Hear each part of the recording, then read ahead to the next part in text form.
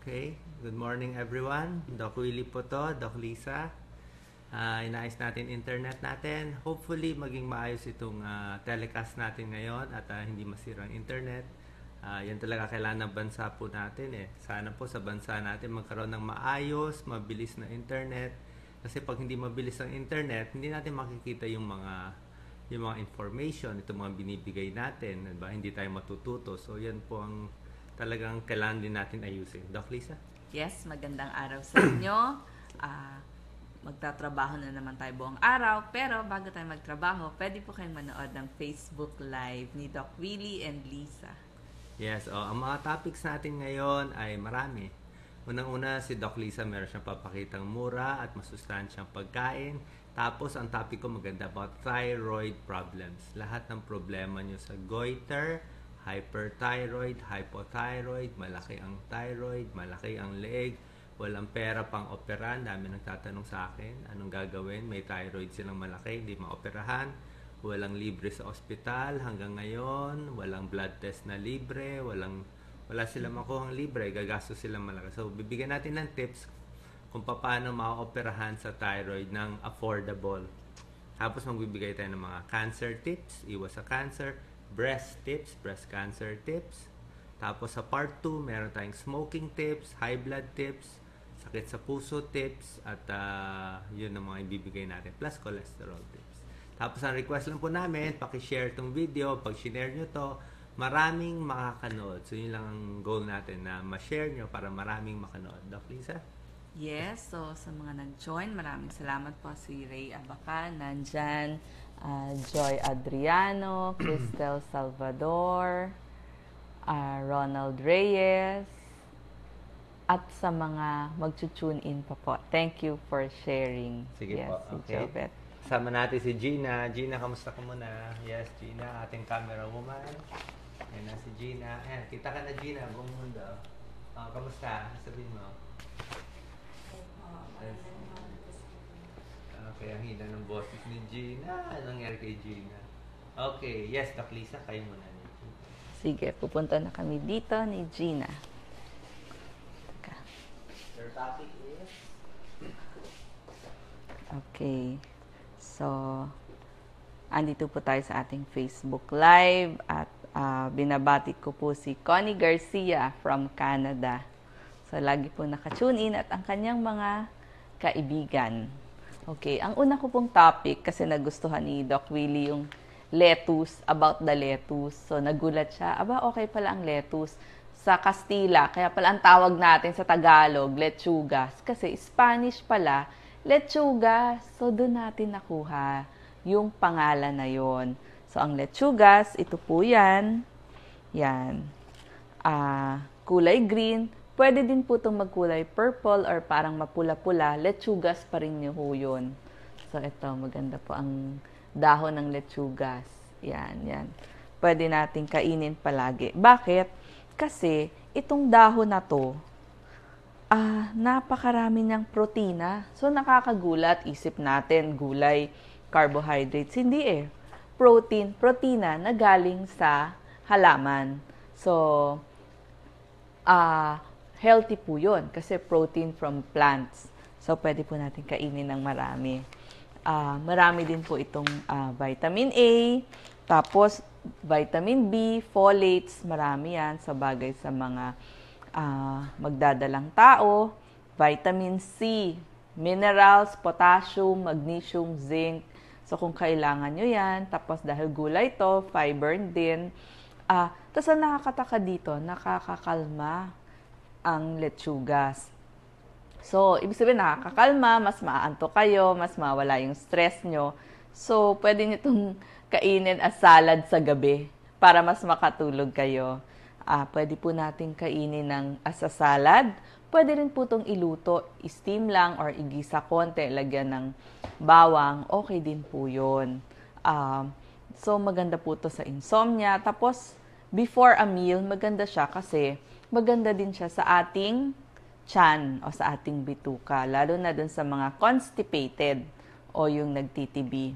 Sa mga nag-aano naman, sa mga gustong magpapayat o nagbabawas ng timbang, okay po, magsalad po muna kayo bago kumain ng inyong main meals. Sa mga diabetiko po, okay din po ito. So, kasi, mas mabilis kang mabusog eh. So, mas konti yung makakain mo. Kasi pag diabetic ka, ayaw mo ng marami ang kinakain. So, yan po ang featured gulay natin ngayon. Very healthy tong gulay na to. Doc Lisa, ano ba to? Hilaw? Pwede rin bang iluto? Hilaw, as a salad, so pwedeng raw, kainin.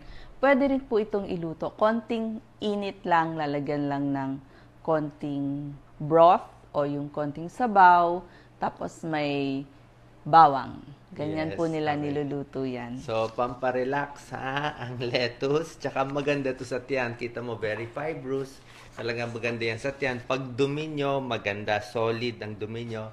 Hindi kayo makakonstipate dahil marami itong fiber. Yes. Doc Lisa, ang next Okay, topic mo dito ay yan. ang mga mura at masustansyang pagkain. Yung medyo affordable at masustansyang pagkain. Yan ang gusto natin, di ba? Para sa kababayan nating mahihirap, na kulang ang budget, yun na nga ito ang kukunin natin. Kung wala kayong pera, baka yung kapitbahay nyo may tanim, di ba? So, habang gabi at madilim. So, pwede po Kunin yung tayong gulay. magtanim. Yes. Kasi kaya natin i-feature to kasi masustansya. Ang tawag nga po sa kanila, superfoods. Superfoods. Oo, minsan lang po kung mas mahal ang gulay, di i-try natin na mas bumili o mas magtanim kaysa mas bumili. Or kaya dapat alamin natin saan yung bagsakan ng mga gulay para makamura tayo. So, itong mga pagkain to, subukan po natin na iluto para sa ating pamilya ng mas marami. Siyempre, ang number one dyan sa ating mga superfoods ay yung mga maberdeng gulay. So, ito, mga dahon, talbos, kasi sagana to sa bitamina at mineral, fiber, potassium, folate, iron. Alam naman natin, basta berdeng gulay, maraming iron. Number 2. Doc Lisa, ano itong mga iba't ibang klaseng gulay mo? Oo. Ito, lechugas, pechay, kangkong, maganda ang mga talbos ng malunggay, kamote, repolyo, talbos ng ampalaya, talbos ng sili. Lagay nyo lahat yan sa inyong mga lutuin. May sabaw, may sauce, kung kayang lagyan o nababagay, dagdagan natin. Number 2, munggo. Superfood ang munggo at mga beans kasama ang tofu o tinatawag nating tokwa at taho. So may iniinom na rin po ngayong soya drink So mataas ito sa protina. Yan, kita nyo itong munggo, green munggo, may yellow munggo, may black beans tayo, tofu tokwa, meron ding mga soya drink na masarap inumin. Marami po itong protina. Iron, folic acid, minerals. Tsaka alam nyo po, itong mga munggo at beans, ang tawag dyan, healthy protein. Kasi po, galing sa plant protein nga po. So, healthy protein ang tawag dyan. At maraming soluble fiber para sa inyong cholesterol, mas nakakabusog dahil high in fiber. Sa diabetic, bagay din po kasi steady yung paglabas ng sugar. Yes. Maganda din po sa cancer dahil sa isoflavones, genistein, so sa mga breast at prostate cancer, pang-prevent. Healthy man's meat ang tawag dahil sa maraming protina, vitamina, mineral, folate, B, iron, potassium. Okay. I-add ko lang, Doc Lisa, kasi yung iba, nasisiraan ang munggo, kala nila yung munggo masama sa arthritis. Hindi po talaga siya masama sa arthritis. Ayon nga sa isang magaling na rheumatologist, ang bawal sa gouty arthritis, yung tinatawag na gout, yung mataas ng uric acid, ang karne. Ang animal protein, meat protein, talaga ang bawal sa gout. Pag kumain kayo maraming karne, aatake ang gout nyo. Doon ang maraming uric acid. Pero pag ang kakainin nyo, vegetable protein, katulad ng mga munggo, tofu, mas kaya yan ilabas ng kidneys ninyo, mas hindi aatake yung gout nyo. Hindi ko naman sinabi kumain kayo ng isang bandihado. Mas konti kayo niya, siguro isang cup. Pwede yan. Tsaka healthy protein yan. At ang munggo, tokwa, ayon sa pag-aaral nakita nila, mas nakakahaba ng buhay. Pampahaba ng buhay. Kasi mataas din, I think, sa magnesium, right? Yes. Nakita nila pampahaba ng buhay yung mga foods na mataas sa magnesium. Kaya huwag kayo maniniwala kasi napatunayan na yan sa buong mundo. Pag kumakain ng munggo, vegetable protein, mas mahaba ang buhay eh. Ay, yung mga hindi kumakain, puro karne, baboy, pork chop, sinigang, yun ang maikli ang buhay. Kaya dito tayo sa mas panalo na ginawa ng Diyos naman talaga ang gulay para kainin, di ba? So, yun lang po. Sayang naman kasi healthy foods hindi nyo kakainin, lalo na sa mga diabetic, gulay na lang katulad ng mga munggo at itong mga Yes. gulay. So, wag po nating pagbintangan ang munggo at Oo. mga buto-buto pagdating sa uric acid. Ang Yan. pagbintangan mo yung alak, pati yung karne. Alak, laman loob. Oh, yung mga Siyempre, laman loob. masarap talaga yung dinuguan, kare-kare. Yun talaga ang aatake. Tsaka yung mga barbecue dyan sa kanto. Yan. Tapos, number 3 na superfood natin, itong mga oily fishes. Yan. Anong example ng mga oily fish? Sardinas, tilapia, salmon, may kamahalan po. Pero may mga local salmon naman po, ulo ng salmon, pwede nating isigang. Yan po. Mayaman kasi siya sa omega-3 fatty acid na tumutulong anti-inflammatory yon para sa puso, stroke, at nagpapababa ng cholesterol. So, mas maganda po isda kesa sa, syempre, sa karne. At number 4 po, kamatis, tomato sauce, ketchup. So, ito po, kamatis. Gina, pakiano dito. Kamatis, tomato sauce. Kasama po dyan yung ketchup. So, kung malalagyan nyo yung inyong mga lutuin, ito. Kamatis, mga tomato sauce. Ito. Dito na lang, Gina. Para hindi ka mahirapan. Yan, mga tomato sauce, ketchup, mataas po ito sa lycopene, sa mga antioxidant, maganda po ito sa puso at sa prostate cancer. At syempre po, meron pa tayong carrots. Yan. Ito, carrots. Ito po kasi, maganda po ito para sa cancer kasi maraming antioxidants, vitamin A, C, E, at low calorie po. 35 calories lang. So, sa mga gustong magpapayat, alam niyo po, nakita ko yung isang nanay, may kasama siyang 2 maliit na anak. Nilabas niya sa bag niya, isang baunan. Tapos, nakalagay doon, baby carrots. Tapos, inabot niya doon sa mga bata. Yung mga bata naman, nguya na nguya. So, sanayin lang natin sila na kumain ng mga ganitong pagkain. Imbis na chichirya sa kanto ang bibili natin. So, meron pong maliliit na carrots o yung baby carrots para sa ating mga bata. Para yun yung ngunguya-nguyain nila kapag sila'y nagugutom. Kamote din po. Ito ang ating kamote. Focus na. Ang kamote, may vitamin A, B, C, E. So, para sa cancer, anti-cancer. Tsaka alam nyo, masarap naman po ang kamote, di ba? Kamote Q, nilagang kamote. Mga source of carbohydrates po yan. Tapos, ang ating gatas at keso. Yan. Gatas, keso, mariyaman sa protina, calcium, vitamin B. Pag gusto nyo pong magpapayat, pwede po ang mga low-fat milk. At syempre po, meron tayong saging, anti-stress, tsaka complete food na po ang ating saging. Yan. Isang saging na lang muna nilagay ko. Laban sa ulcer, pangangasim ng sikmura, pwede nyo pong ibaon anytime, gawing merienda. Yan. Tapos ang ating mani, pwede nyo pong ilaga. Kasi pag pinirito, magiging oily eh. So, nilagang mani na lang po ang gawin natin. At, syempre po, itong mani natin, maraming taglay na protina, mineral, good fats, maganda sa puso, utak, at nagpapababa ng cholesterol. At pampatalino din sa ating mga anak. At ang number 10, yung mga maaasim na prutas tulad nitong suha, dalandan, kalamansi, Yan.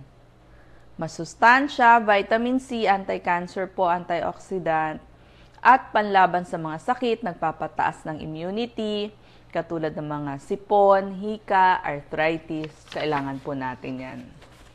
So, yan po yung mga pin-repair natin. At later naman po, yung pagkain na nagbibigay ng energy. Yes. Ang tatalakayin natin. Bali yung sinasabi natin, Doc Lisa, yung i-recap lang natin yung mga foods mo. Tapos yung sinasabi mong maasim na prutas tulad ng dalandan, marami namang klase pwede. Kung ito yung mga mura, di ba? Dalandan, kalamansi, suha. Pero kung kaya niya bumili ng orange, pwede rin. O lemon, di ba? Pwede rin naman yon. Pareho rin naman yung mga benefits nito. So ito yung 10 mura at masustansyang pagkain, maberdeng gulay, monggo, tokwa, like sinabi natin, isda, kamatis, tomato sauce, carrots, number 5, number 6, kamote, 7, gatas, yung mga milk products, queso, number 8, saging, favorite natin, number 9, nilagang mani, and number 10, mga citrus fruits tulad ng dalandan, kalamansi, at suha. Yes, pareho lang po ang taglay na vitamina, mineral ng dalandan natin sa orange. Ang pinagkaiba lang po nila kulay, kaya po kulay berde ito kasi hindi malamig sa ating bansa. Pag daw malamig, doon sila nagkukulay orange. Pero pareho din. So itong parte medyo nalamigan siya. Oo, medyo nalamigan. Pero itong mga ani itong part medyo nainitan, no? Nangitim. Itong mga ani natin, pareho din po ang quality. Okay, ako naman, Doc Lisa. Okay. Next topic natin ay gustong-gusto ninyo, thyroid problems. Yes? Sige, Thyroid problems. Camera. Yan. Dito tayo sa thyroid problems. Maraming may sakit sa thyroid. Tuturuan natin sila mamaya paano kumapa ng thyroid problem. Dito, Doc Lisa, ating thyroid board. Sige. So, marami po may sakit sa thyroid. Pakita natin yan. Thyroid diseases. Nasaan ba yung thyroid gland natin? Siguro, pakita natin yung thyroid gland. Kahit sa akin na lang, Doc Lisa. Okay? So, pag sa thyroid gland, nandito po yan. Meron, sabay po kayo lahat ng mga nanonood. Ano to interactive. So, salamat sa panonood, salamat sa pag-share, lalo na yung mga may sakit sa thyroid. At unang-una nga, meron po tayong Adam's apple. Yung mga lalaki, merong Adam's apple Malaki yung nila, buto dito. Normal yan hindi yan cancer. Ito po, meron tayong parang bukol, that's the Adam's apple or thyroid cartilage. Ito po yan, normal yan. Sa babae, mas hindi ganun kalaki. Tapos, sa baba niyan, nandyan yung thyroid gland. Ang ganda ng thyroid gland. Ang laki, Laki ng thyroid gland. Ito po yung thyroid gland. Papakita natin. Ito sa may baba. Dapat yung thyroid gland, nandito yan sa baba ng Adam's apple. Inom kayo ng tubig or lulunok kayo. Maganda yung tao nakahawak sa likod. Pero kung walang nakahawak sa likod, pwedeng ikaw na lang hahawak nito. Yan, lulon. Dapat walang laman na umaakyat, bumababa. Pag may laman kayo nakapa na umaakyat, bumababa, or tingnan nyo sa salamin, merong umaakyat at bumababa, ibig sabihin, malaki na yung thyroid ninyo. Kung malaki yung thyroid, alamin natin ba't lumalaki. Papakita natin ano yung mga sakit na thyroid na very common, lalo na sa kababaihan. Ito, Doc Lisa. Ito ating thyroid gland. I-close up natin para maganda. Yan, thyroid gland. Ito yung cartilage. Ito po yung buong thyroid gland. Close up natin. Yan. So, ito yung kaliwa. Ito yung kanan. Actually, may extra lobe pa yung thyroid gland. Ang ganda. Meron siyang pyramidal lobe. Ito yung right thyroid. Ito yung left thyroid. Para siyang hugis, bulaklak. Butterfly siya. Okay? Ito yung gitna. Tapos, nandito yung windpipe. Dito yung lumalabas yung hininga natin. Yan. Tapos, dito may mga muscle ba yan. So, lahat tayo may thyroid gland. Kailangan maliit siya. Okay? Focus lang natin para makita nyo ang tsura ng thyroid gland. Yan. Microscopic. Tapos, pakita natin kung paano gumagana yung thyroid dito sa kaliwa, Doc Lisa. So, ang thyroid, ang nagko-control sa kanya, ang ating utak. Brain ang nagka-control. At maraming ginagawa itong thyroid, hindi pwede baliwalain. Sobra important yan. Ang thyroid, may tulong yan sa timbang mo. Kung bigla kang tumataba, pumapayat, nako, baka thyroid yon. Energy, depende sa energy mo, thyroid din ang gumagana. Tulog, hindi makatulog, so super tulog, thyroid din. Balat mo, pumapangit, buhok, pumapangit, baka thyroid ang problema. Menses mo, nagloloko, pwedeng thyroid din. Makakalimutin, hindi makakonsentrate, baka thyroid din. Cholesterol, tumataas, baka thyroid din. Bone strength, humihina. So yung thyroid talaga, kailangan i-check. Pag abnormal to, halos buong katawan ang naapektuhan niya. Tulad na sinabi ko, yung mga binabanggit ko kanina. Ang nagko-control sa thyroid natin, meron siyang thyroid hormones. Explain ko lang konti. Ito sa ating brain. Focus natin. Yan, ito sa ating brain. Yan ang tinatawag na hypothalamus. Okay? Hypothalamus to. Okay? Yan, hypothalamus, tsaka pituitary gland. Sila ang nagko-control. Meron sila nilalabas ng mga hormones na pumupunta sa ating thyroid gland. Yan o, TSH. Tapos siya mag-uutos sa thyroid na gumawa ng thyroid hormones. Ang thyroid hormones natin, ito yung T3 tsaka T4. Yan o. So, nagsisend ng signal yung brain natin, TSH. Yan. Magsasabi siya ng thyroid stimulating hormone para gumana to kung mababa. Ha? So, ang mga sakit sa thyroid dahil sa mataas, masyadong aktibo ito, o ayaw gumana. Dalawa lang ang sakit. Either sobra siya active o sobra siya underactive. Kino-close up ko para makita nyo maigi. Gusto ng mga kababayan natin close up mas happy sila. Yan. Kaya natin lagi kino-close up. Ang unang sakit, ito po, karamihan tingnan nyo. Close up din natin ang hyperthyroid. Mag-comment po kayo kung meron kayong ganitong sakit. Kita nyo ang itsura ng hyperthyroid. Papakita natin. Unang-una, kung malala na yung sakit, lumuluwa yung mata. Lumuluwa na yung mata niya. Pakita natin. Yan, lumuluwa. Doc Lisa, patingin mo po para ma-focus natin. Yan, focus natin yung mata, lumuluwa. See? Paano mo malalaman lumuluwa? Ifo-focus natin maigi. Malalaman mo lumuluwa kasi kita mo yung bilog na ng mata niya. Yung bilog na mata niya, yung black, kitang-kita na siya. Dapat yung ibabaw, hindi nakikita. Dapat yung itim sa ibabaw, nakatakip yan ng eyelid. Nakatakip. Sa kanya, kita mo, kitang-kita yung bilog. Tignan niyo yung mukha niya sa salamin. Hindi dapat nakikita yung buong bilog. Yung buong bilog na black, yung ibabaw dapat nakatakip. Yan ang normal. Parang ito na sa baba, normal yung mata. Kita mo, pakita lang natin. Yan takip, diba? Yan ang normal. Yan ang normal. Pag nakita mong ganito, labas na yung mata, abnormal na yan. Sige, Doc Lisa. Pakita natin abnormal. Yan, focus mo. Focus mo yung mata. See? Kitang-kita mo yung bilog. Yan, abnormal siya. So, yan ang sintomas, bulging eyes. Kasi nagloloko yung muscle. Second, namamayat. At tingnan mo yung goiter niya. Ang laki, Focus natin, laki ng goiter niya, Parang may tennis ball. Yung iba, lumalaki talaga. Malaking malaki. Pag ganyan kalaki, operahan na talaga yan. Operahan yan. So, ito yung itsura ng microscopic dito. Yan. So, yan yung itsura yan. Pag inaoperahan, ito yung normal na thyroid size. Ito may linya. Nakita mo, lumampas siya sa linya. Over. So, malaki yung thyroid niya. Ito yung normal thyroid na paru-paro. Ito lumampas siya. Ano sintomas nito? Ang sintomas po, pakinggan nyo. Kung meron kayong hyperthyroid, namamayat. Kahit kumakain, payat. Puso, ang bilis ng kabog ng dibdib, kumakabog, parang kabayo. Kinakabhan, nervous, irritable, mainitin ang ulo.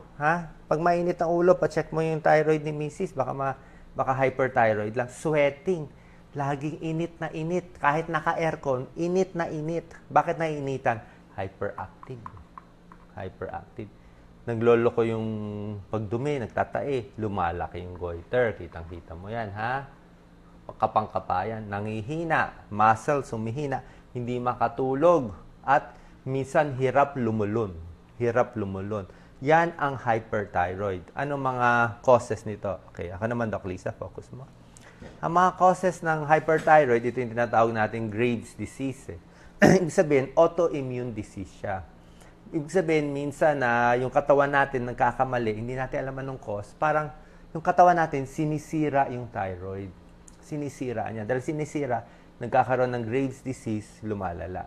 Minsan yung bagong panganak, merong postpartum postpartum thyroiditis, nagkakaroon din ng problem after panganganak pero gumagaling. So, pag meron kayong Graves' disease, malaki yung thyroid, i-check ng doktor ang TSH, T3, at T4. Yun ang tatlo. Di ba, pinakita ko kanina, di ba? Yung TSH, yung nagko-control sa brain, titingnan mo kung tumataas, mababa. Tapos yung T3, T4, kung hyper siya. Pag hyper siya, ang daming komplikasyon, ha? Ang daming komplikasyon. Ito yung komplikasyon. Pakita ko, Doc Lisa. Masisira ang puso. Ha? Masisira ang puso. Kasi hyper siya, hyper yung thyroid, para siyang accelerator, bibilis to ng bibilis. At pag bilis ng bilis, manghihina yung puso. Lalaki yan, oh. Lalaki. Mag-e-expand yan, ha? Mag-e-expand. Pag lumaki ang puso, heart failure. Pag hindi ginamot ang thyroid ng ilang taon, 2 years, 3 years, 4 years, nag-heart failure, mamamatay yung pasyente. Hindi sa tinatakot ko kayo, pero yun ang tunay na mangyayari. Pag hindi nyo ginamot ang thyroid, mamamatay yung pasyente. Kasi hyper eh. Parang kotse, pinatakbo mo, ang takbo ng kotse, 60 kilometers per hour lang. Pinatakbo mo siya ng 200 kilometers per hour, masisira ang kotse. Yan din ang puso, mabagal dapat siya. Pinatakbo mo ng 150 beats per minute, masisira, mamatay yung pasyente. So, hindi binabaliwala ang thyroid. Ha? Hindi binabaliwala, nakakamatay siya. Marami ng pasyenteng ganyan na nag-heart failure. Lalo na nung nasa PGH ako, ang dami kasi nga walang pera. Ang gamot dito sa hyperthyroid, syempre, one is operahan nyo kung malaki.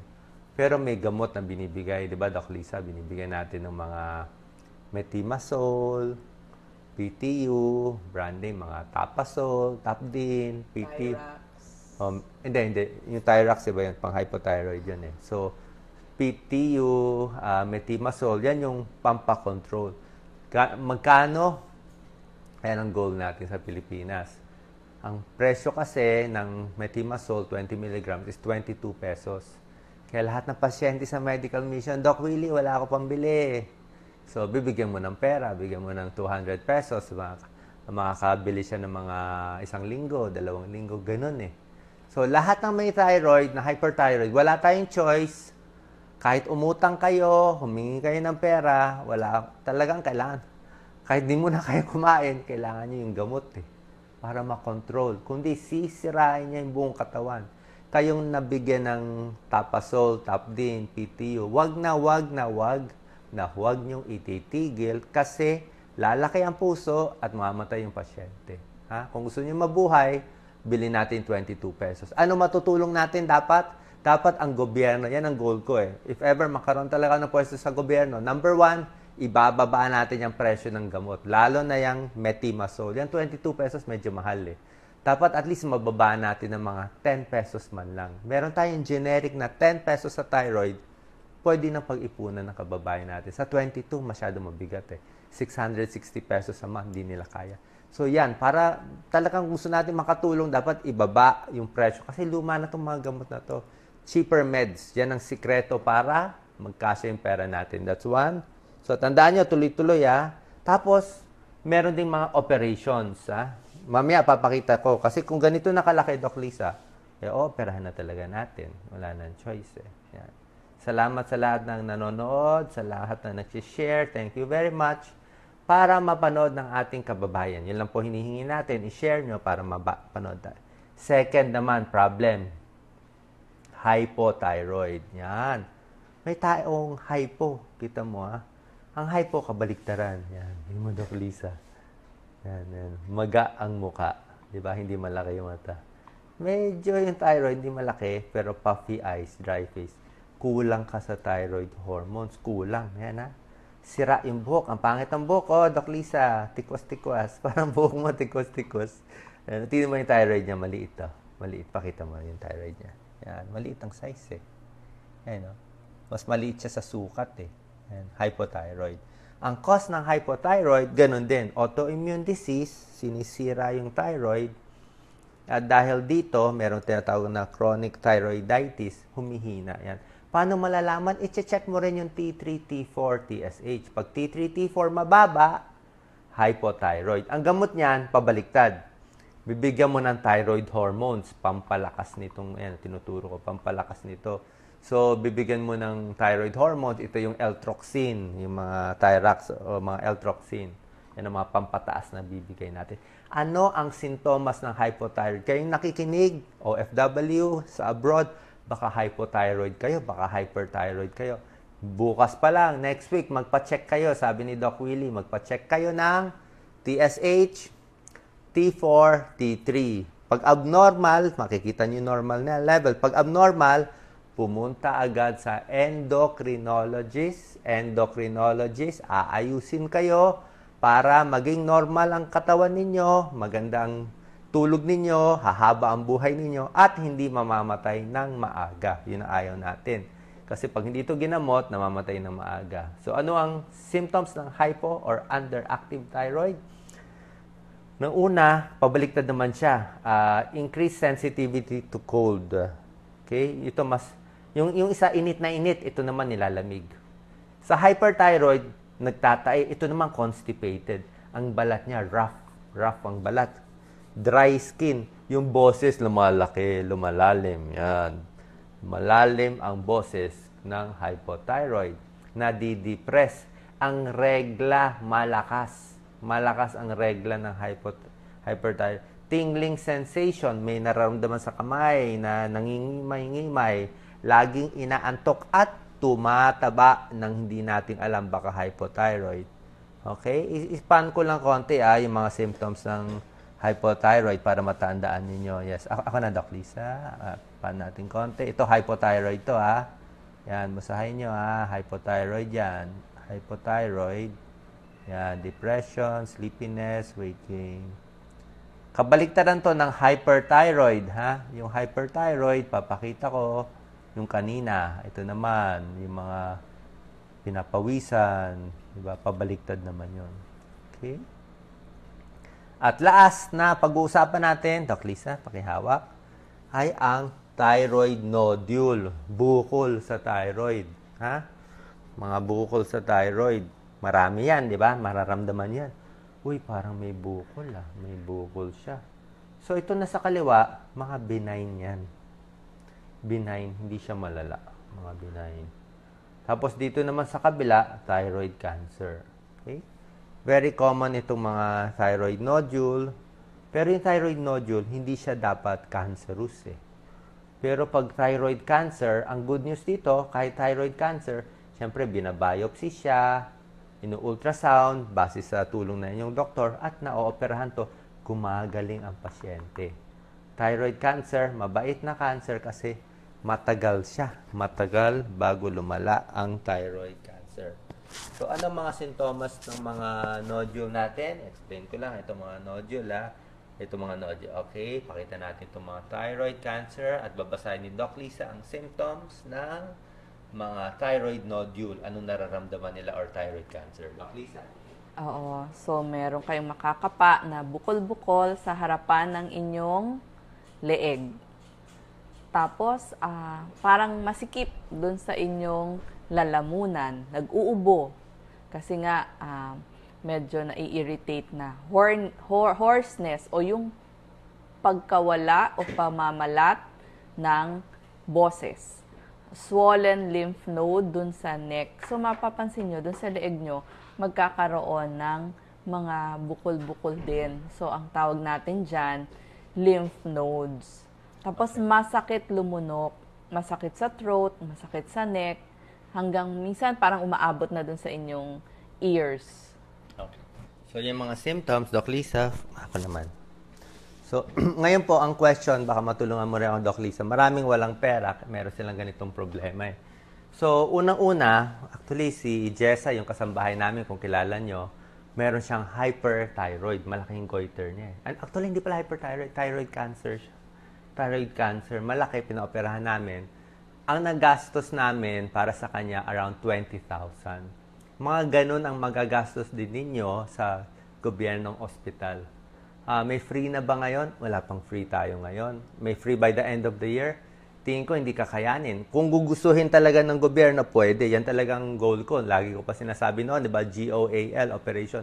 Sa ngayon, ang problema, ang dami nagte-text sa akin, dami nagme-message, Doc, nagpa-check na daw sila sa doktor sa thyroid, pinapatest TSH, T3, T4, gastos daw 1,600. Pahingi pera, wala akong pera. Ang problem kasi dito sa Pilipinas talagang magsisikap tayo. Kami naman kung ano meron kami, sinishare namin. Pero hindi natin kaya bayaran lahat, di ba? Itong thyroid test, T3, T4, TSH, dapat sana itong mga lab test, covered dapat to ng PhilHealth eh. Covered ng PhilHealth or mababa yung presyo na kakayanin natin. Sa ngayon walang libre. Talagang gagastos kayo on your own. Kahit may PhilHealth card ka, baliwala. Baliwala. Kasi outpatient eh. So, thyroid test, 1,600. Siguro may iba kaya 1,000 lang eh. 1,000 lang. So, thyroid test, babayaran mo. Kung kailangan ng biopsy or ultrasound, another 1,000 plus, babayaran mo din yon. Tapos, pagdating sa government hospital, sa operation, libre yung kama, libre yung doktor, pero babayaran mo yung sa dugo, babayaran mo yung gamit sa operation, mga 5 to 7,000 plus may biopsy pa. Babayaran mo din yun. Hindi yan covered. Hindi yan covered. So, laboratory test plus meron ka pang cardiac clearance. Check mo na yung puso mo kung kakayanin operation, babayaran din yun. So, in short, para sa akin, kung meron kayong mga 2,000-3,000 muna, pwede na yon. Gawin nyo na yung mga test. Pasok na sa government hospital, utang-utang na lang tayo. Baka makatipid, mga 10 to 15,000. At least matanggal na yung bukol. Kung cancer man, matanggal na agad sa 10 to 15,000. Huwag niyong papatagalin. Mga nakikinig sa atin, nakikiusap ako ha. Huwag niyong papatagalin. Pag kumalat yung cancer, patay. Pag kumalat yung cancer, patay. Goodbye world. Wala na. Sinay. 10,000, 15,000 lang. Mag-utang ka, umutang ka sa kaibigan, kamag-anak, sa abroad. Total, magtatrabaho ka naman. Kasi pag hinayaan mo yan na malaki dito, iipitin niya hininga mo, walang air, patay. Iipitin niya yung lalamunan mo, walang pagkain, hindi papasok, barado dito, patay din. Okay? Mura lang, 10 to 15,000. Sa government hospital, pila lang kayo. Kung hindi kayo pag pumipila kayo dito sa isang government hospital, sabihin sa inyo, sorry, balik ka 3 months, lipat kayo. Hanap kayo ng ibang LGU hospital o private hospital na may charity ward. Like Manila Doctors, di ba? Sa Manila Salamat sa Manila Doctors. Manila Doctors, nagpapa-opera ng free thyroid. Sa Manila Doctors, baka 15,000 lang. Basta once a year, iipunin nila lahat ng thyroid patient at o-operahan nila. Yan ang gusto ko talaga sa private hospital tulad ng Manila Doctors. Actually nga, pag may pwesto ako, kakausapin ko lahat ng private hospital. Please, mag-opera kayo ng Medical City, pahingi naman ng 50 free operations. Diba? Makati Med, pahingi ng 50 free operations. Lilibre nila yung opera and labs. Tapos, konti na lang ilalabas yung pasyente. Ang dami niyan, may bukol. We can save the country. Mura lang. Yan talaga program ko eh. Pero, siyempre, dasal muna. Wala pa tayong budget. Pero one day, pag nakaroon tayo, pag nakikinig na yung gobyerno sa atin, magagawa natin yan. We can save thousands and thousands of lives. Mura lang. Baka ilang milyon lang na buhay na natin yan. So, yan ha. So, tiyaga, utang, T3, T4, pa-check sa isang doktor, pila sa government hospital. Pag malaki, tanggalin. At tandaan, huwag hihinto yung gamot sa hyperthyroid. 22 pesos a day. Methimazole, PTU, kailangan mo inumin yan. Kung hindi, maha-heart failure, lalaki ang puso. At pag lumaki ang puso, lumampas sa isang size yan, goodbye world na, wala na, ha? Kahit ano pang gawin nyo, wala na magagawa. Mga-hospital kayo lalo at gagastos kayo ng daang-daang libo sa pag-alaga ng komplikasyon. Ba't ka gagastos ng daang-daang libo? 15,000 na operahan ka na eh. Hindi mo pa sinira. Ha? Wag sirain yung puso. Inumin na yung gamot sa thyroid. May question sila, Doc Lisa? Bago tayo sa next topic. Salamat sa mga nanonood. Yes, Doc Lisa? Wala. Okay. So, ito na. Next topic natin, Doc Lisa. Ang 9 warning signs of cancer. Yes. Pakita natin, ha? O, mga senyales ng cancer. Iingatan natin. Yes, Doc Lisa. Ito na, pointer mo. Ito, pag may signs kayo nito, tutulungan tayo ni Gina.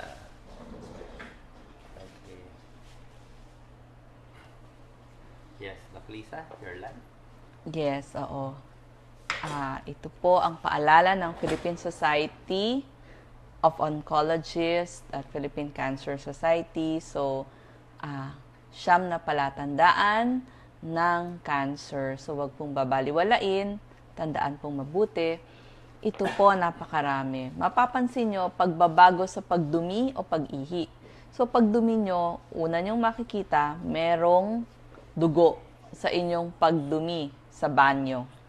So, bantayan nyo po. Pag nakakita po kayo ng dugo, pag kayo ay tumatae or dumudumi, pa-check up po agad sa isang gastroenterologist o sa isang surgeon para malaman ang dahilan ng pagdugo.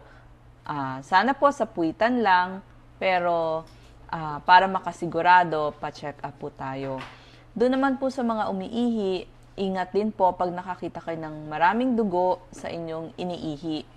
Kasi po, meron din pong tinatawag na cancer sa kidney. So, malalaman nyo lang po kapag nakita nyo na may dugo sa inyong pag-ihi. Pag dugo naman po sa puwitan o sa pagdumi, ayaw po natin cancer sa bituka. Marami pong nangyayari niyan. So, yan po ang number 1. Ang number 2, sugat na hindi gumagaling. So, makikita nyo, maaaring pinagsimulaan ay isang nunal muna o tapos kahit walang nunal pero may isang parte na may sugat. Tapos ang tagal-tagal na buwan, taon na, hindi pa rin gumagaling. Punta na po tayo sa ating mga dermatologist. Kasi yung sugat na hindi gumagaling ay maaaring skin cancer. Ang number 3, hindi karaniwang pagdurugo sa may suso. Kasi binabantayan po dyan pag may lumabas na discharge o dugo sa suso, ayaw po natin ng breast cancer. Pag naman po pagdugo o vaginal bleeding sa puwerta, ayaw po natin kasi marami pong mga cancer ang kababaihan, cervical cancer nga po ang number 1 at may iba-iba pa. Meron nga po mga cancer sa ovaryo, sa matres, so kailangan magpa-check up. Isa pa po, pagdugo palagi sa ilong, baka po may mga tumutubo ng mga bukol sa loob ng ilong. Nasal cancer. Oo, so nasopharyngeal cancer o nasal cancer, babantayan din po natin yan. Kaya po, maraming mga examples ng pagdurugo. Number 4, magkakapapo ng inyong dede at pag may nakapapong bukol, hindi lang po sa suso, kundi sa buong katawan, ipa-check up po sa isang surgeon o sirohano para po masigurado na hindi masamang bukol o hindi breast cancer yan o iba pa pong klaseng cancer. Number 5, hirap lumunok, nabanggit nga po natin kanina, baka mga thyroid cancer at yung mga cancer dito sa leeg. Okay, yung mga cancer sa pharynx, sa larynx, so dyan po maraming pwedeng tumubong mga bukol-bukol. Ipatingin po sa inyong ENT doctor or surgeons or endocrinologist. Punta po kayo. Yes, ang number 6 naman, na mga warning signs ng cancer, pero hindi naman to po 100% sure, mga warning signs lang to, ay pagbabago ng nunal. Yan tingnan nyo yung mga nunal nyo sa katawan. Kung ano sukat, dapat ganun ang sukat, hindi dapat lumalaki. Pag lumalaki ang nunal, nagbabago itsura, lalo na kung iba't iba ang kulay, may kulay black, may kulay brown, may kulay red, hindi maganda yon, baka melanoma. Melanoma, skin cancer, napakabilis makamatay. Isa sa fastest way to die ang skin cancer. So, huwag babaliwalay ng nunal. Pag meron, pa-opera agad bago kumalat. Number 7, warning sign ng cancer. Laging inuubo. Yung mga may inuubo dyan, pag more than 2 weeks, inuubo. Tapos, sakit-sakit ng dibdib sa kakaubo. Di ba? Pag laging inuubo. So, anong iniisip natin? Inuubo lagi. Siyempre, naninigarilyo ka ba? Kung naninigarilyo ka, iisipin natin, lung cancer. Ang lung cancer, mahirap talagang gamutin. So, kailangan talaga prevention. Kasi pag may lung cancer na, dahil sa smoking, ay mahirap na. Number 8, maputla o kulang sa dugo. Laging anemic. Baka may cancer sa dugo. Cancer sa dugo tulad ng mga leukemia. Yan din ang binabantayan natin, ha? Maputla, kulang sa dugo. Lalo na yung iba, maraming pasa, pwede rin, maraming pasain. Yan, ang dami niyang pasa sa katawan, no? So, baka may problema siya sa dugo, binabantayan natin. And last, number 9, warning signs. Ito, tatandaan ninyo, ha? Pumapayat ng walang dahilan, ha? Huwag kayong matuwa pag pumapayat kayo. Let's say, sabi mo, kumakain naman ako. Ba't ako namamayat? Kumakain naman ako ng normal. Pero bakit namamayat? So, hindi siya, lalo na pag more than 10 pounds. Pag 10 pounds na yung namayat, yes. Pag 10 pounds na ang pinayat, tapos hindi ka naman nagda-diet, bad sign yun. So, alam niyo bakit? Kasi, hindi ka naman dapat mamayat ng basta-basta eh. Bakit ka mamamayat hindi ka nag-dieta? Ano iisipin ng doktor? Iisipin, may nakatagong cancer sa, hindi natin alam, baga, tiyan, o saan man, na sinisira yung katawan at parang kinakain.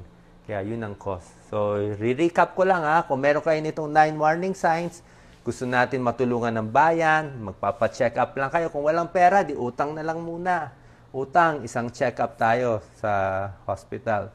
So, 9 warning signs. Number 1, nagbago ang pagdumi at pag-ihi, ha? Yung dumi nyo, kung dati malaki yung lumalabas ng dumi, tapos biglang manipis na parang pencil na lang ang, parang hugis pencil, Mongo pencil, ang dumi nyo maliit, hindi maganda yon. Baka kumikipot yung daanan sa puwet. Number 2, sugat na hindi gumagaling, baka may problema sa dugo. Number 3, hindi pangkaraniwang pagdurugo sa katawan, ha? Sa nose, sa breast, ha? Babantayan. Number 4, di-discuss ni Doc Lisa, mamayang konti, bukol sa suso. Kung paano gagawin, bukol sa suso, yan, ilayo natin konti. Bukol sa suso. Tapos number 5, hirap lumunok. Hirap lumunok. Yan. So, hirap lumunok, number 5. Number 6, pagbabago ng nunal. Yan ang babantayan. Number 7, laging inuubo. Yan. Pwedeng lung cancer. Number 8, laging maputla at kulang sa dugo. And the last warning sign, na mamayat ng walang dahilan. Pasalamat tayo sa paggawa ng Philippine Society of Oncologists. Sila ang pinupuntahan po ninyo pag meron ng cancer. Oncologists ang tawag sa kanila. So, ang next topic natin ay tungkol sa breast cancer at magpapacheck up. Doc Lisa. Sige, magpapalit tayo. Yan. Tamang pag-examine ng breast. Yes, Doc Lisa. Okay. So, itong breast self-health exam natin. Ito, pakita natin yung anatomy muna ng breast. Kahit short lang, Doc Lisa, okay lang? Ito ang ating suso. So, meron siyang mga muscles sa paligid. At makikita natin, meron siyang taba.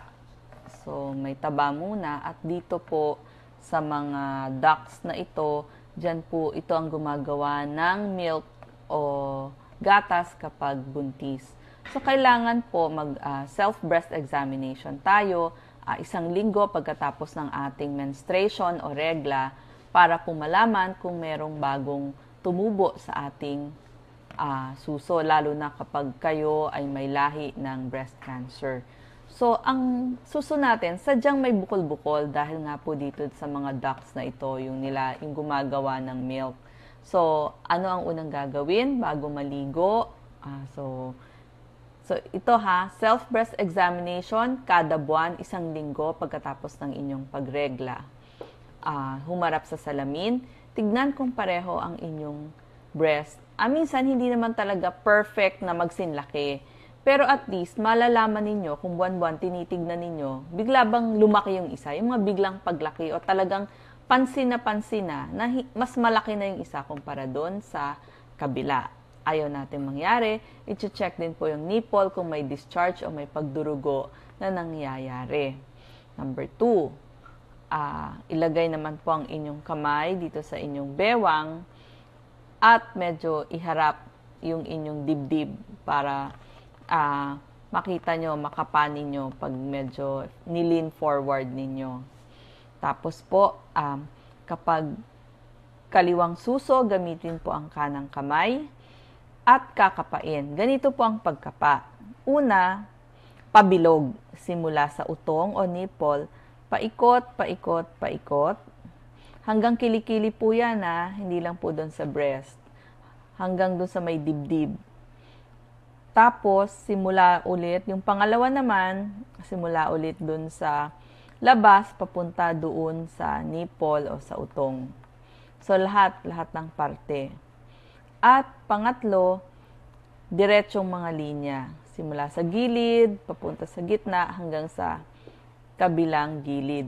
Huwag pong kalilimutan yung kilikili at dito po sa bandang taas ng dito sa may butok hanggang dyan. Isama nyo po yan kasi meron pa po tayong mga kulani dyan na kailangang makapa. Pag po may nakapa na kayo na parang holen, gumagalaw, patanggal nyo na po kasi lumalaki yan, sinlaki ng tennis ball. Mas malaki po, mas mahirap tanggalin. Baka kailangan ng operating room, mas mahal ang inyong magagastos. Yes. Pakita na rin natin, Doc Lisa, yung pictures ng mga cyst at mga benign breast tumor board natin to, tsaka mga mastitis. Oo. Una yung cyst, binanggit ko nga po, una magsisimula siya parang holen. Yan, bilog siya, bilog na bilog, gumagalaw. Patanggal nyo na po habang sinlaki siya ng holen. Huwag nang hintayin sinlaki ng tennis ball dahil mas magastos na huyod. So, pag nakapa nyo, mabilog yon. Ito rin yung itsura niya. Pinapakita natin. Ang ganda. Oo, kasi lumaki nga. Hindi siya cancerous. Oo, sana cyst pa lang, mga benign cyst. Tapos, meron din pong mga benign na breast tumor na maaaring tumubo sa inyong breast. Pero, surgeon lang po ang makakapagsabi pagkatapos ng biopsy. Fibroadenoma. Mga fibroadenoma, intraductal papilloma, o kaya yung fat na natunaw lang o nag-necrose, malalaman lang po pagkatapos tanggalin, operahan at mabiopsy. So, kailangan pa rin po ipatanggal. At meron din po mga impeksyon na nangyayari, lalo na kapag pagkatapos mga anak. Pag nagpapadede, mapapansin nyo namamaga, mastitis po. Namumula yan. Oo, namamaga, namumula, mainit, may nana. Antibiotic po ang kailangan dyan. Punta po tayo sa ating OBGYN o sa ating surgeon. Sila po ang magsasabi kung anong gamutan ang pwedeng gawin. So, wag po kayong matakot. Kasi po, pag natakot tayo, hindi tayo nagpa-check up, baka mahuli tayo sa paggamot, mas magastos na ho yun. Mas maaga, mas maagap, mas mura po ang gamutan. Tapos pwede rin magpa-ultrasound or mammogram? Yes, meron po mga test. Pero una po talaga, pumunta muna kayo dun sa inyong doctor, surgeon, or OBGYN. Kasi po sila ang magsasabi kung kailangan nyo ng mammogram o yung x-ray ng breast. Huwag po kayong matakot doon. Hindi po yun maraming radiation. Konting sakit lang po. Meron din pong ultrasound ng breast. Mas mahal lang ng konti. Pero iba rin po ang nakikita doon sa breast ultrasound. Iba po ang nakikita sa mammogram. So, kailangan din gawin pareho. Okay. Salamat, Doc Lisa.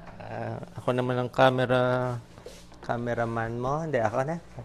So, gustong-gusto ko kunan si Doc Lisa. Pero papakita natin yung breast cancer naman. Okay, ito naman, breast cancer. Ito. Papakita natin. Yung kanina, mga benign. Ito, mga stages. Sana naman nakita nyo to, yung kilikili. Daming kulani. Ito yung mga kulani na normal, na hindi natin dapat to nakakapa. Yan yung daanan ng kulani. Pero pag nakapa nyo to, pag lumaki to, ibig sabihin, not good sign. Tapos, papakita ko sa inyo yung stages ng breast cancer. Stage 1, Stage 2, Stage 3. Mas mataas ang stage, mas delikado, mas nakakamatay. Ito yung sinasabing stage. Dito tayo sa Stage 1 muna. Sa Stage 1, maliit lang yung cancer. Ito, wala pa siyang 2 centimeters. Maliit lang siya. So, maganda prognosis nito. Habang ganito pa lang po, magpa-check na pa-operahan na agad. ASAP. Kailan operahan? Ngayon. Kailan papacheck? Ngayon. Pwede ba next month? Next month, baka wala na yung pasyente. Ngayon. Mas tumatagal kasi, mas kakalat. Tumatagal, gaganito siya. Oops, tapos na ang buhay dito. Pinatagal mo, sorry. Next patient. Huwag mo paabutin dito sa stage 4. Balik tayo sa stage 1. Kaya natin ginagawa tong FB Live, kahit mapanis laway natin, kasi gusto natin mabuhay kayo. Kayong nakikinig, kapain yung breast. Sigurado ako, marami sa inyo may bukol na dyan. Ha? Marami sa inyo may bukol na dyan. So ito stage 1 to. Ito mabubuhay. Mabubuhay. Maghintay ng 1 buwan, ayaw magpa-check up. Wala pa akong pera wala pa akong day off Wag muna. Hintayin ko na lang pagbalik sa Pilipinas, tsaka ako magpapacheck yun. Kakahintay, okay, stage 2 na tayo. Kasi salbahe ito. Lumalaki ng kusa. Lumalaki ng kusa. Ayan, lumaki ng kusa. More than 2 cm, stage 2. Yan, sa axillary, meron na rin kulani na gumagalaw. Pag na stage 2 na kayo, medyo maikli na yung buhay. Pwede pa ma-save, pero magkikimo na kayo na mamahalin. Ito, mura pagamutan sa stage 1. Opera, konting tableta. Ito, mas mahal na at nasisira na. Tanggal na yan, buong breast. Tanggal na yan. Delikado. Pag naghintay pa ng 1 buwan, hindi pa ako makauwi Hintayin ko na sa Pilipinas, OFW, wala pa akong day off. Yan, may stage 3 tayo. Pag stage 3, mahina na ang prognosis. Marami nang namamatay dito. 2, 3, 4, medyo hindi na maganda Sasabihin mo sa akin, anong stage okay? Gusto ko stage 1 o wala pa. Itong in situ, ayan nandiyan pa siya sa loob O meron pa mas mababang stage mamaya. Pag yun. Kaya kung meron nakikinig nakikinig sa atin, ilang daang tao na mahuhuli na natin sa stage 1 na magpapacheck up na ngayon o bukas sa doktor, congratulations. Salamat sa FB Live at nakinig sila. Kasi araw-araw, palaki ng palaki. Bakit siya lumalaki?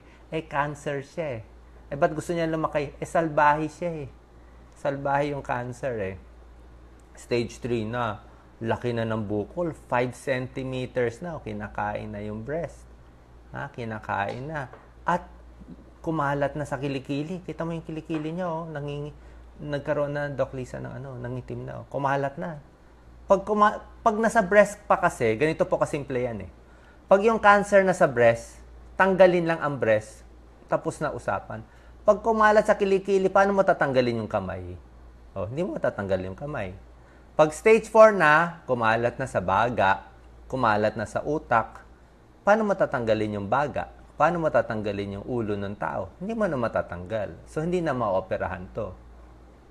Hindi na natin mahahabol kasi hinintay natin siyang kumalat Okay? Sino magkaka-breast cancer?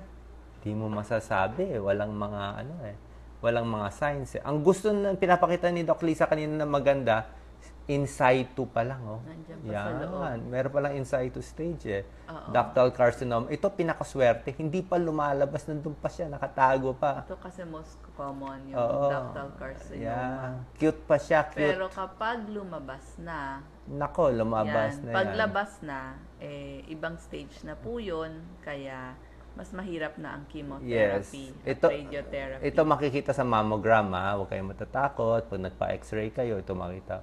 May bukol sa loob, mammogram. Pa-check na bukas, wag magtagal-tagal. At wag din maniniwala sa biopsy na kapag sinabi ng kapitbahay, wag ka magpatusok kasi pag tinusok kakalat, mali po yun. Mali po yun. Kailangan pong i-biopsy talaga. Kailangan i-biopsy. Pag hindi nagpa-biopsy, wala. Paano malalaman? Pag hindi biopsy, hintayin mo na lang mabot na stage 4.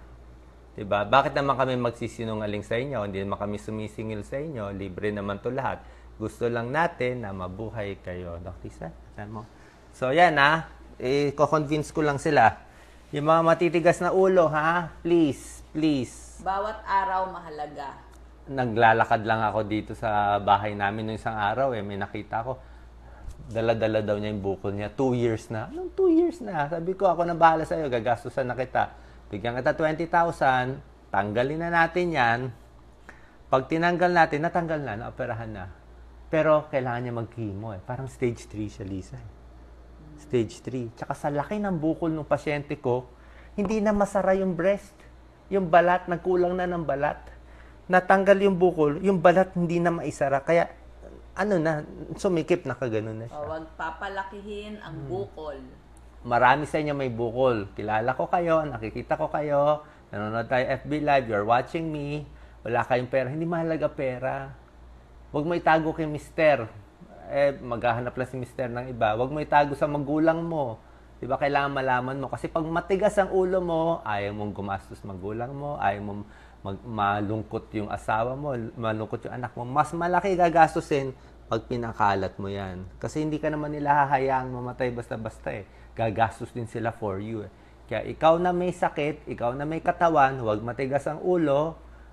Mahal namin kayo, we want you to get well para makakanood kayo, dadami watchers natin. Pa-opera na tayo, ha? 10,000 lang, 5,000 lang, ha? Bibigyan ko pa kayo ng technique. Alam ko medyo bawal tong sasabihin ko, pero hindi mo siguro bawal. Wala kayong pera, utang kayo konti, pasok na kayo sa ospital, bahala na. Bahala na. Tsaka na maghanap. Patanggal mo muna. Kahit wala ka pa matang, patanggal mo muna, tsaka ka na magpahagilap ng pera. Diba? God will help you. Darating yung pera. Pero kailangan magpapacheck ka. Kasi pag inintay mo, makaipon ka ng 20,000, hindi na 20,000 halaga ng stage 4. Stage 4, 200,000 na. Useless na eh. So kahit 2,000, 3,000, pasok ka na. Kapalan mo na yung mukha mo. This is for your life. God's will to na mabuhay ka pa. Okay? So that's the ending of our part 1. At babalik kami agad kasi mahaba na, more than 1 hour na. Babalik tayo sa part 2. Meron tayo about high blood, smoking, at marami pang mga tips na mas magaganda. At marami pang food tips si Doc Lisa.